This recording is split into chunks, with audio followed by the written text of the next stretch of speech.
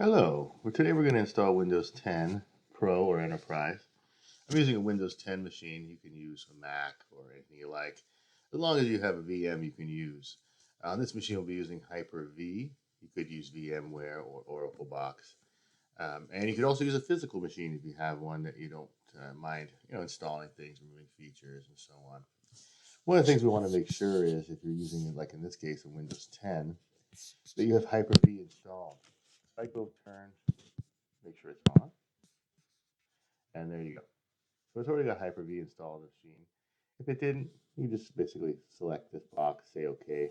It'll install it and reboot. If you get any errors that Hyper-V is not supported on your machine, you can go in the BIOS and make sure that virtualization is on.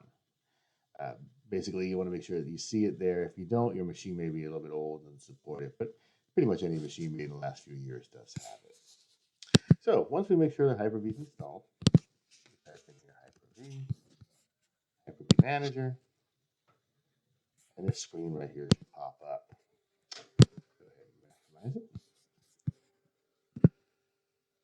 And then basically we're going to say new.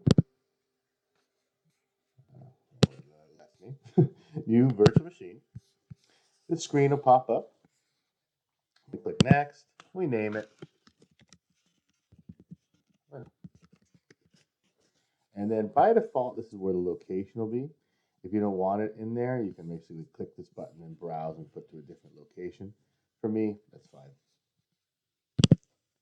Generation 1, since we're not going to be using UEFI and so on for this particular class, I would recommend at least 6 gig of RAM and turn off dynamic memory. If you don't have this much, you can basically put a little bit less.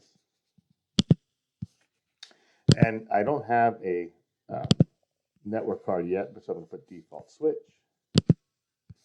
And then check this, 127 gigs should be just fine for this particular class.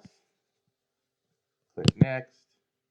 Now here, if you have a CD or DVD, you can select that and point to it. I downloaded an ISO file from the internet. It's basically an eval version. There's a link to it on my website.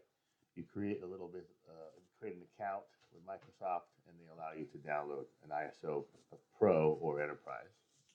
So I already did that, so I'll hit Browse. Go to Downloads. You can see it right here. I say Open.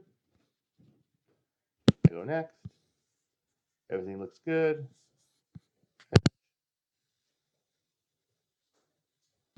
And then you should see this right here.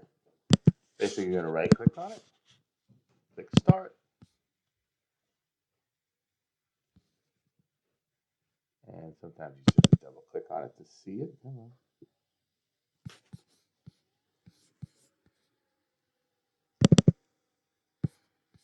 There it is.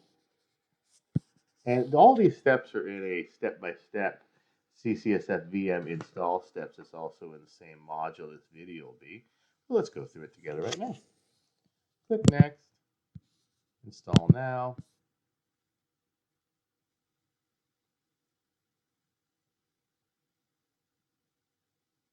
And of course, if you're using VMware, it'll be a little bit different, but the result will be the same. In this case, I'm going to pick Windows 10. You could pick Education or Windows 10 Pro. Education has all the features that Enterprise has. For us, we only really need the Pro features. You have to accept the license, of course. Now, it gives you a choice of upgrade or custom. Now, we don't have anything to upgrade, so you have to basically pick custom. Should show the space you allocated in the VM, or if this is a physical machine, what you have available. And then I'll basically go through these setups.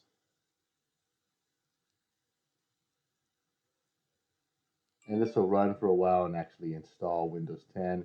Then it'll reboot, make sure it'll ask you for a password to make. And then you're pretty much done for this particular lab. It's not too bad. Basically our goal today is to get a Windows 10 Pro installed or Enterprise or even Education installed that you can then run the next labs and so on. Basically, anything will work, Pro, Enterprise, or Education. And you could even use another machine that I wouldn't recommend you use a home machine because, of course, if you mess it up and you have to reinstall everything, if anybody else had data on it, or so on is probably not a good idea. But this will run for a while, and then basically it'll reboot, and then you're ready to use it. And also, as I said, these steps are available and so on in my lab. And you can always email me, and I'm more than happy to help you. Good luck.